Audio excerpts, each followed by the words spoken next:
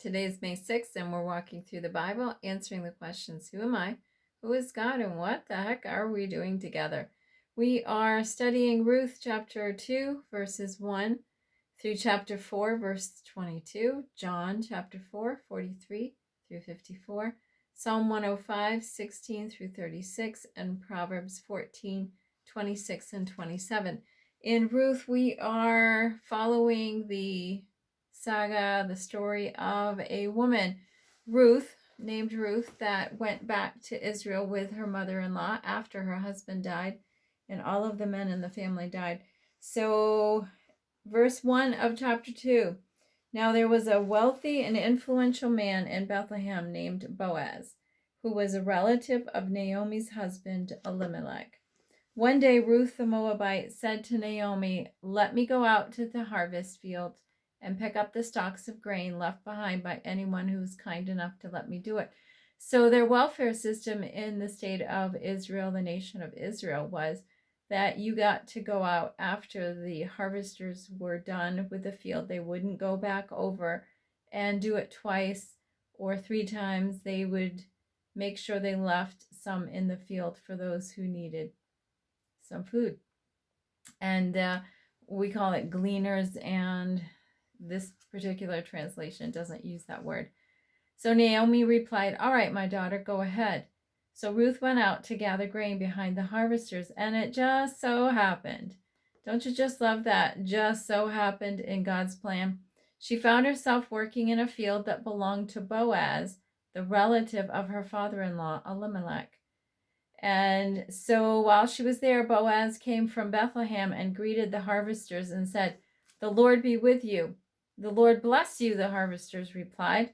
Then Boaz asked his foreman, "Who is that young woman over there? Who does she belong to?"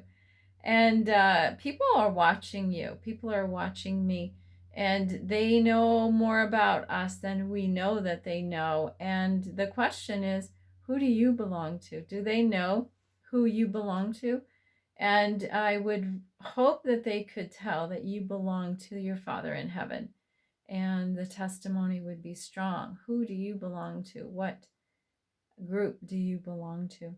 The foreman replied, "She is the young woman from Moab who came back with Naomi. She asked me this morning if she could gather grain behind the harvesters.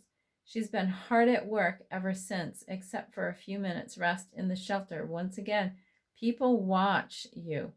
People see what you're doing. When you think you're just out in the middle of a field with nobody watching, nobody caring, people are watching.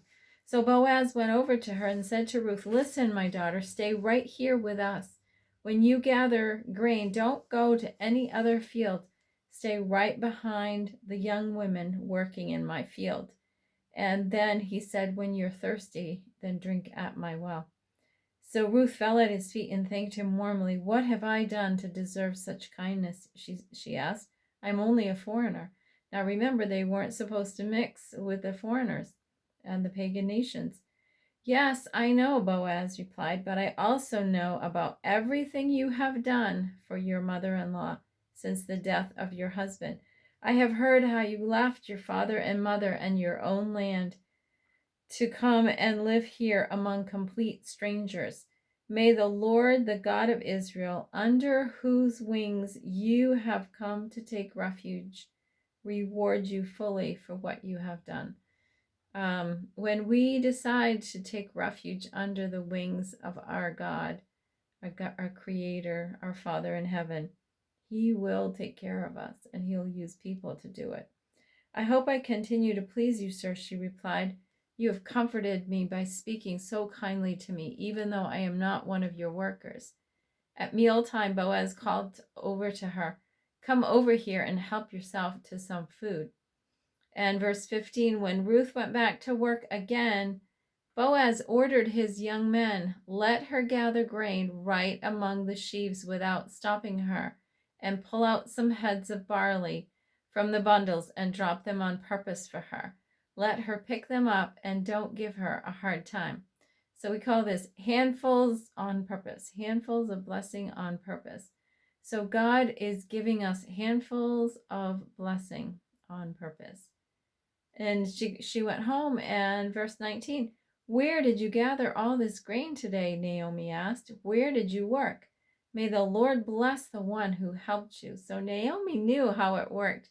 When you go out into a field to glean, there's really not a whole lot there. It's really slim pickings, and so the poor really aren't blessed with an abundance, but Ruth was blessed with an abundance, and Naomi said, "Something's up here. Where did you work today?" So Ruth told her mother-in-law, "I've worked in a field. The man I worked with today is named Boaz." "May the Lord bless him," Naomi told her daughter-in-law.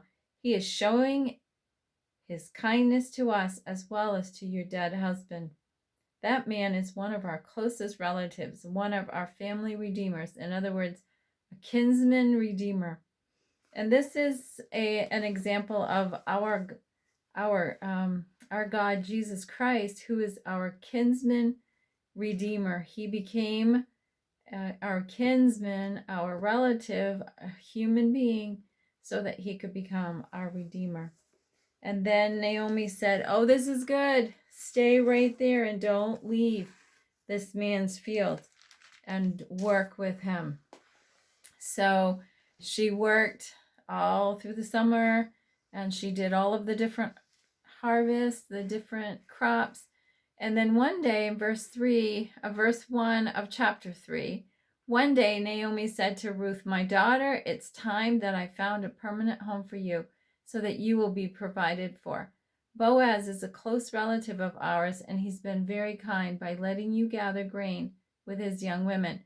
Tonight he'll be winnowing barley at the threshing floor. Now, do as I tell you. Take a bath, put on perfume, dress in your nicest clothes, and then go to the threshing floor. But don't let Boaz see you until he has finished eating and drinking. Be sure to notice where he lies down. Then go, uncover his feet, and lie down there.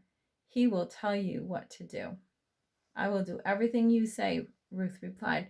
So there was an obedience of the younger woman to the older woman. And let's see how it turns out for Ruth. After Boaz had finished eating, he lay down and went to sleep. Then Ruth came quietly, uncovered his feet, and lay down.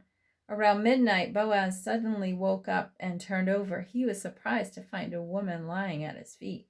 "Who are you?" he asked. "I am your servant Ruth," she replied, "spreading the corner of your covering over me, for you are my family redeemer, my kinsman redeemer." In other words, she was saying to Boaz, "Take me under your cover, take me under your authority, and do for me what no one else can do, which is marry me, and my child will be a child for my dead husband, and his line will continue, and the Lord will be blessed because of that, and Ruth would be blessed, and Naomi will be blessed. I am your servant," and she asked for his authority, his covering. "The Lord bless you, my daughter," Boaz exclaimed. "You are showing even more family loyalty now than you did before, for you have not gone after a younger man, whether rich or poor. Now don't worry about a thing, my daughter. I will do what is necessary, for everyone in town knows you are a virtuous woman. But while it's true that I am one of your family redeemers, there is another man who is more closely related to you than I am. Stay here tonight, and in the morning I will talk to him. If he is willing to redeem you, very well, let him marry you. But if he is not willing, then as surely as the Lord lives, I will redeem you myself. Now lie down here until the morning." And so they slept until the morning, and Ruth got out of there before anybody could see that she had been there, and Boaz gave her a lot of barley. And so Naomi said, "What happened? How did it work out?" And when Ruth told her all that had happened, verse 18, Naomi said to her, "Just be patient, my daughter, until we hear what happens. The man won't rest until he has settled things today." And I've read this before, and I say a man with a plan is unstoppable. We kind of make fun of men because they can only think about one thing at a time. They're just very, very focused on what they're thinking about. And I know that's, general speaking, generality, but typically they just have one thought and they're focused on the thought, whereas women have all kinds of thoughts rolling around in their heads. So this is a description. The man will not rest until he has settled things today. He is going to get this plan accomplished. And I'm choked with tears because there's been such an attack on men in the last, I'd say, 60 years. And there have been such a perversion. It's been such a perversion. The respect is gone and as a culture, and we're missing them. I'm missing them. Like, if they're not doing what God is calling them to do, then we are in trouble. And we're not covered. We're not protected. And in so many ways, if a man doesn't take care of his family, it's just not a good thing. And I'm struggling for words because I know there's such a political understanding and a political, you have to be speaking just right. But there's something special about a man and his purpose and what God has designed him for and the way God has designed him. Is there a weakness? Yes. But there is a strength in that, connected to that weakness. Is there a weakness in women? Yes. But there's also a strength. Is one better than the other? No. Are they equal? Yes. They both have identity. They're created in God's image. But God took human being and he created human to be in his image. And then he separated in his image. There's male and female, and there's strengths and weaknesses, but we're missing the strengths of man. When they say they're going to do something, they do it. And if we would just allow them to be what God created them to be, we would be so much better off. Our children would be protected, and our women would be in a safe place, in a place of peace. And, can we do it without them? No.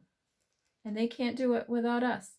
As women, I can't do it without my husband, and he would be quick to say he can't do it without me. So this is one real strength of a man. He will not rest until his plan has been accomplished. So Boaz did what he said he would do. He went and he offered, and he got the right to be the kinsman redeemer. And then he brought Ruth into his home, and they had a child, and that child became Naomi's son's heir, and she took it in as her own son. And this is where it comes very, very special.